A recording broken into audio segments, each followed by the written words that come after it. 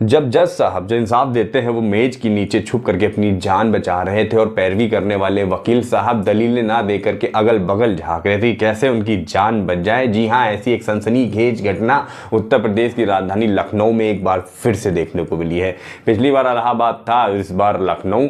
दिन दहाड़े इलाहाबाद में एक अस्पताल के सामने अतीक की हत्या हुई थी जब वो मेडिकल जांच करने जा रहे थे और कल 7 जून को लखनऊ में जज साहब के सामने आजीवन कारावास की सजा काट रहे संजीव जीवा महेश्वरी गैंग के वो पेशी पे आए थे।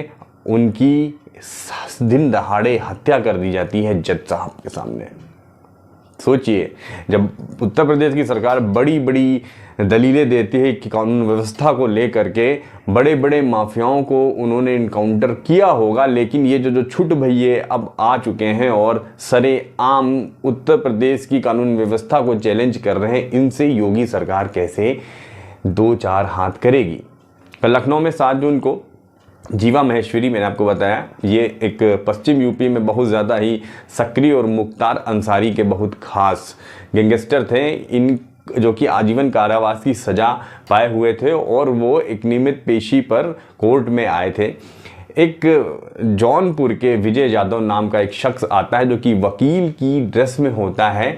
बोला जा रहा है कि ये एक हफ्ते से रेकी कर रहा था। उसने अपना प्लान बी भी तैयार कर रखा था कि अगर वो उसकी बंदूक की गोलियों से बच जाता है तो 3 और साथी थे उसके कोर्ट में ही मौजूद जो उस वारदात को अंजाम देते। 7 दिन से रेकी चल रही थी। बताया जा रहा है कि पिस्टल पहले से ही कोर्ट रूम में छुपा के रखी जा चुकी थी।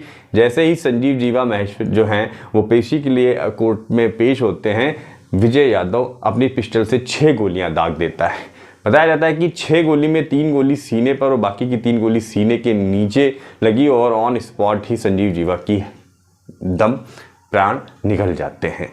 उसके बाद जांच बैठ जाती है, जो कि पिछले केसों में भी देखा जा रहा है। अभी अप्रैल के बाद जून आया है और लगभग 70 दिन हुए होंगे और एक बार फिर से उत्तर प्रदेश ऐसी दिन दहाड़े की गई हत्या से दहल उठा है। अब योगी सरकार इस पे सिर्फ जांच करती रहेगी या ऐसे जो छुट भैये, अब इनको छुट भैये कहेंगे या उनको कुछ बड़ा बनना है और वो इस तरीके से हत्याएं कर रहे हैं, उनसे योगी सरकार कैसे निपटेगी और उनका क्या प्लान है इनके लिए। जो जिनके बारे में उन्हें जानकारी है उनको वो कोर्ट तक ले जा सकते हैं, उन्हें सज़ा दिलवा सकते हैं, लेकिन ये जो नए नए निकल करके आ रहे हैं किस जुनून में और इस तरीके से दिन दहाड़े अतीक के बाद अब जीवा की हत्या की गई, इससे कैसे यूपी सरकार जो है वो निपटेगी। आपने भी ये खबरें देखी होंगी, आपकी क्या राय है कानून व्यवस्था को लेकर के यूपी में? क्या इससे यूपी की कानून व्यवस्था सुदृढ़ होगी? जो आम जनमानस है उसके मन में यूपी सरकार की जो कानून व्यवस्था है उसके लिए जो है विश्वास पैदा होगा या डर लगेगा ऐसी घटनाओं को देखने के बाद, जब पुलिस के सामने या फिर जज साहब के सामने ही ऐसी घटनाएं सरेआम हो रही हैं? कमेंट बॉक्स में अपनी राय शेयर करिए। चैनल पे नए हैं तो ज़्यादा से ज़्यादा लाइक, सब्सक्राइब और शेयर करिए। जानिस्कार में आज का सफ़र यहीं तक। धन्यवाद।